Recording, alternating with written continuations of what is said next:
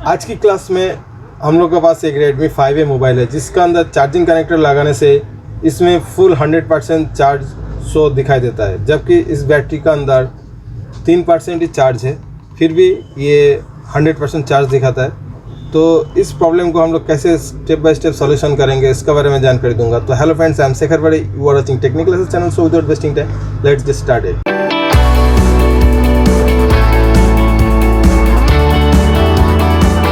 देखिए, जैसे मैंने चार्जिंग कनेक्टर लगाएंगे तो देखिए फ़ोन में इस टाइप का चालू शो हो रहा है, दिखा रहा है।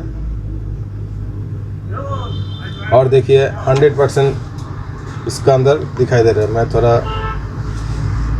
इसको अच्छे से दिखाता हूँ आप लोगों को, क्लियर नज़र आना चाहिए। देखिए इस तरह 100% शो हो रहा है।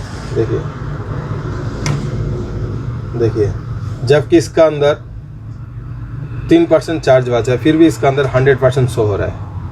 तो चलिए अभी माइक्रोस्कोप लेवल में इसको चेक करते हैं। और इसका VPH पावर और VWAT वोल्टेज सब सही बन रहा है, फिर भी ये प्रॉब्लम क्यों हो रहा है। कोई आदमी गलती से बैटरी चेंज करते रहेगा लेकिन फिर भी ये प्रॉब्लम सॉल्यूशन नहीं होगा। तो चलिए हम लोग इस प्रॉब्लम को स्टेप बाय स्टेप सॉल्यूशन करेंगे। सीधा माइक्रोस्कोप में चलते हैं। इसका अंदर जो इनपुट वोल्टेज है, ओवर वोल्टेज प्रोटेक्शन IC, इसका अंदर जो 5 वोल्ट बिल्कुल सही आ रहा है। इसका आउटपुट वोल्टेज सही है, इसका मतलब OVP IC हमारा बिल्कुल सही है। उसका बाद इस जो चार्जिंग IC है, इसका 1 और 24 नंबर पिन पे वही सेम वोल्टेज आना चाहिए, इनपुट वोल्टेज। हाँ, तो बिल्कुल सही आ रहा है 5 वोल्ट। देखिए 4.93। तो इसका आइडेंटिफिकेशन के लिए IC ठीक ठाक वर्क कर रहा है कि नहीं, उस वोल्टेज को चेक करने के लिए यहाँ पे एक कैपेसिटर दिया है, तो हमें मालूम चल जाता है कि हाँ IC सही वर्क कर रहा है। तो इसका मतलब हमारा IC बिल्कुल सही है। तो एक बार हम लोग इसका जो बूस्ट कॉइल के लिए एक VPH वोल्टेज निकाला जाता है वो चेक करेंगे। देखिए ये भी सही बन रहा है 3.94। और ये जो बूस्ट कैपेसिटर है इसमें भी चेक करेंगे कि ये कॉइल काम कर रहा है कि नहीं, इसलिए दिया जाता है यहाँ पे। अगर ये कॉइल काम नहीं करेगा तो यहाँ पे वोल्टेज 5 वोल्ट से ज़्यादा होना चाहिए। तो हम लोग एक बार चेक करेंगे। देखिए तकरीबन 8.49 वोल्टेज यहाँ पे आ रहा है। इसका मतलब ये कॉइल हमारा वर्क कर रहा है, क्योंकि यहाँ पे स्विचिंग होते रहता है जिसका कारण यहाँ पे ज़्यादा वोल्टेज होता है। देखिए ये चेकिंग के लिए कॉइल वर्क कर रहा है कि नहीं। अंधाधुंध कॉइल को नहीं निकलना चाहिए, क्योंकि यहाँ पे टेस्टिंग पॉइंट दिया हुआ है। ठीक है, उसके बाद आगे हम लोग इस कॉइल के इस तरह VPH वोल्टेज को एक बार चेक कर लेंगे। बिल्कुल सही आ रहा है। और ये जाता है पावर IC के अंदर, जाता है पावर मैनेजमेंट IC के अंदर। और इसके बाद यहाँ पे VWAT, ये जो VPH वोल्टेज इसका अंदर जाके फिर इधर से आउट होता है VWAT के लिए। देखिए ये भी वोल्टेज सही आ रहा है। यहाँ पे हम लोग चेक कर लेंगे। ये VWAT वोल्टेज ये 2 पॉइंट से पिन से निकलता है। ठीक है, और यहाँ से फिर इस रजिस्टर के अंदर हम लोग चेक करेंगे।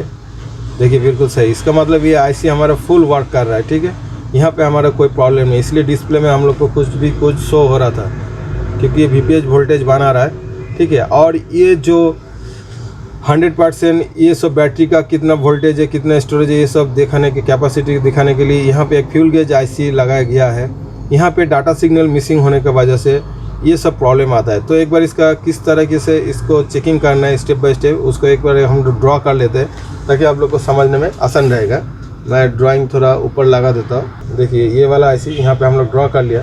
तो इसका यहाँ पे A1 देखिए आपको दिखाई दे रहा है, A1 2 3, A कॉलम का 1 2 3 है, आपको दिखाई दे रहा है। और उसके बाद ये B कॉलम है, B का 1 2 3, और ये C है लास्ट वाला, C 1 2 3, इस तरह लगाया गया है। तो हम लोग सबसे पहले इसका जो VWAT का कनेक्शन है, ये VWAT का कनेक्शन इस रजिस्टर का थ्रू, इसका जो SRN पॉइंट है यहाँ पे और जो SRP पॉइंट है यहाँ पे इन हो जाता है।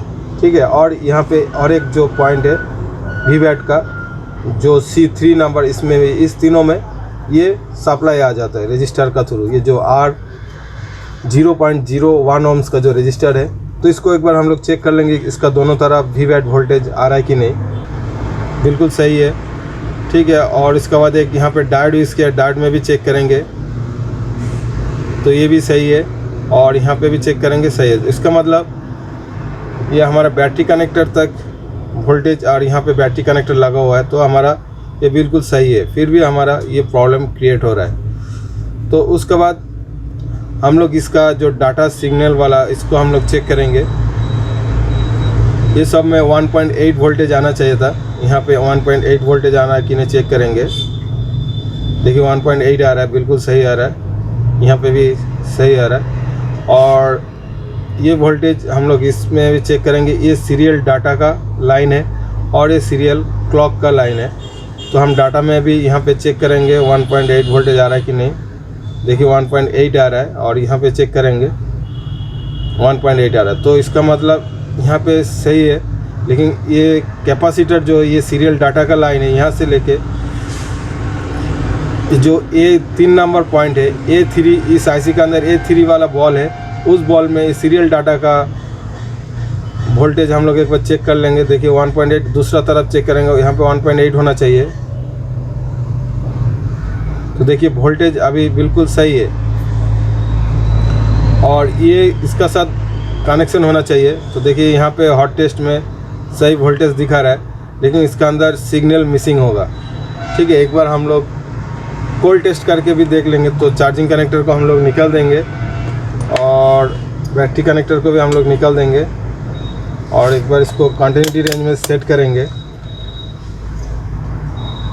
तो कंटिन्यूटी रेंज में हम लोग सेट कर दिया और एक बार इस कैपेसिटर्स, ये जो रजिस्टर है, ये तो इस रजिस्टर से ये सीरियल क्लॉक का और सीरियल डाटा का लाइन एक साथ होना चाहिए। लेकिन यहाँ पे देखिए कोई कंटिन्यूटी नहीं दे रहा है, यहाँ पे वैल्यू दे रहा है, जबकि यहाँ से लेके यहाँ तक कंटिन्यूटी होना चाहिए। तो यहाँ पे वैल्यू आ रहा है, तो इसका मतलब इस लाइन से इसका कुछ मिसिंग है। ठीक है, तो एक बार हम लोग रजिस्टर को खोल के अच्छे से लगाएंगे और चेक करेंगे कि हमारा प्रॉब्लम सॉल्यूशन हो रहा है कि नहीं। क्योंकि ये जो सीरियल डाटा और सीरियल क्लॉक इस 1.8 वोल्टेज इसके साथ डायरेक्ट फिक्स रहता है। तो हम लोग यहाँ पे भी चेक कर लेंगे।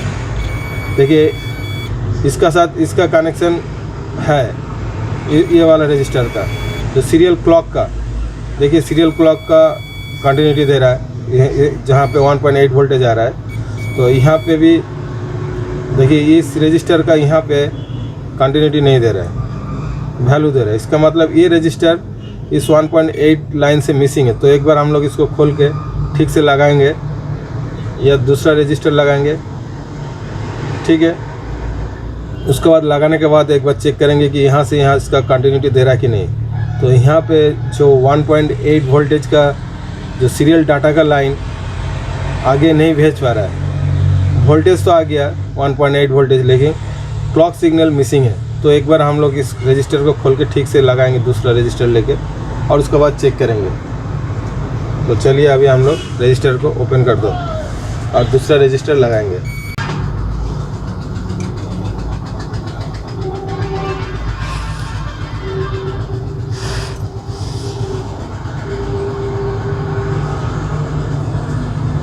तो फ्रेंड्स देखिए हम लोग दूसरा रजिस्टर लगा दिया हो, ये देखिए।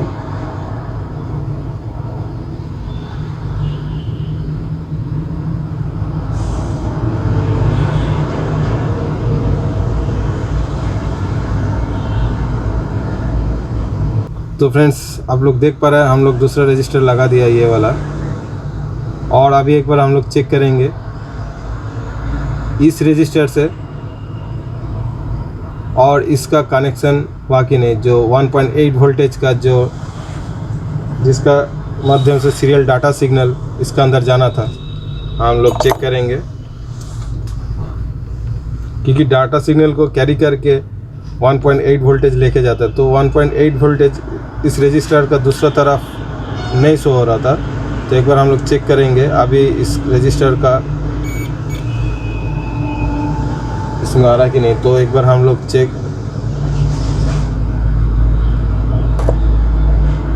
और इस रजिस्टर का यहाँ पे चेक करेंगे।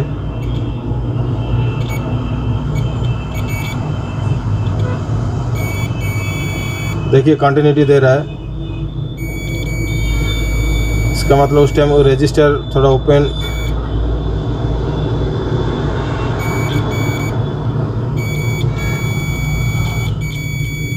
तो देखिए यहाँ से लेके डाटा, सीरियल डाटा और सीरियल क्लॉक का दोनों का एक कंटिन्यूटी होना चाहिए। तो अभी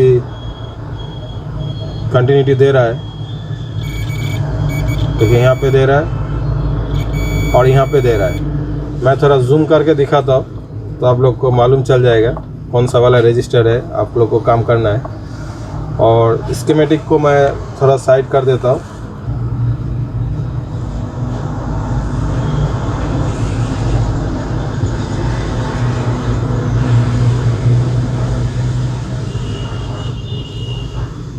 तो फ्रेंड्स आप लोग देख पा रहे हैं, मैं थोड़ा माइक्रोस्कोप को जूम कर दिया ताकि आप लोग को आसान रहेगा समझने में।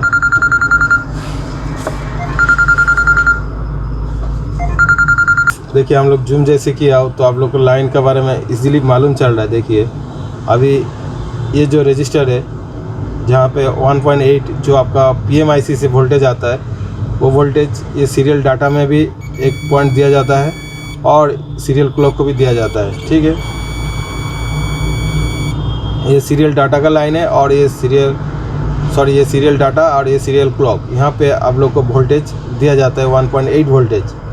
ठीक है, उसका बाद ये सही मेजरमेंट दिखाता है। तो एक बार हम लोग फ़ोन को चालू करके देखेंगे कि हमारा काम सॉल्यूशन हुआ कि नहीं। तो इसी तरह स्टेप बाय स्टेप आप लोग को काम करना चाहिए, उल्टा सीधा कोई भी रजिस्टर नहीं निकलना चाहिए। जब भी आपका फ़ोन में इस तरह का प्रॉब्लम आता है, प्रॉब्लम आने से इस टाइप में आप लोग को step by step data, serial data और सीरियल क्लॉक का सिग्नल ज़रूर चेक करिए। ठीक है, तो हम लोग का ये यहाँ पे फॉल्ट हमें मालूम चला था, थोड़ा सा छोटा सा फॉल्ट था। कभी कभी ये CPU को अंदर से सीरियल डाटा सिग्नल नहीं आने से भी होता है, तब आप लोगों को CPU को रिवॉल्व करना पड़ता है। तो अभी एक बार हम लोग चेक कर लेंगे, क्योंकि हमारे पास अभी DSO मशीन अवेलेबल नहीं है। तो हम लोग फ़ोन को एक बार चालू करके चेक करेंगे कि वो प्रॉब्लम सॉल्यूशन हुआ कि नहीं। तो मैं कैमरे को थोड़ा इधर घुमा देता हूँ मोबाइल की तरह। तो देखिए फ्रेंड्स आप लोग देख पा रहे हैं, मैंने इसको पूरा लगा दिया है। अभी एक बार चार्जिंग कनेक्टर लगा के चेक करेंगे कि हमारा प्रॉब्लम सॉल्यूशन हुआ कि नहीं। जो उस टाइम 100% चार्ज दिखा रहा था, जबकि इसके अंदर 2 या 3% चार्ज होगा, लेकिन फुल चार्ज दिखा रहा था। तो एक बार हम लोग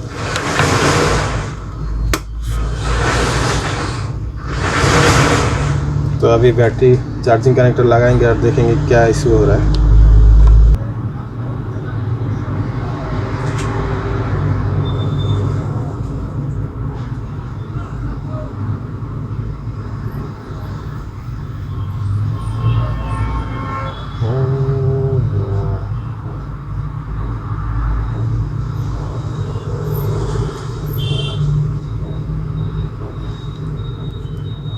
तो फ्रेंड्स देखिए हम लोग जैसे चार्जिंग कनेक्टर अभी लगाया और बिल्कुल सही रीडिंग देना शुरू कर दिया। अभी 1%, उस टाइम 100% शो कर रहा था, जबकि अभी जितना चार्ज है उतना ही शो कर रहा है। ये देखिए।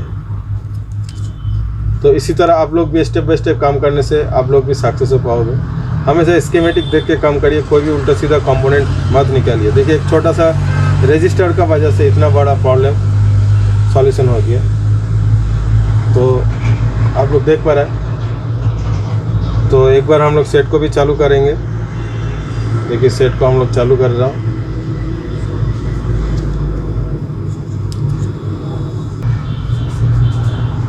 तो देखिए हमारा पावर बाय 100 लिखा हुआ आ गया है और बैटरी में अभी 1% चार्ज सही रीडिंग लेना शुरू कर दिया। उस टाइम 1% था, फिर भी 100% शो कर रहा था और यहाँ पे ऑटो चार्ज का सिंबल आ रहा था।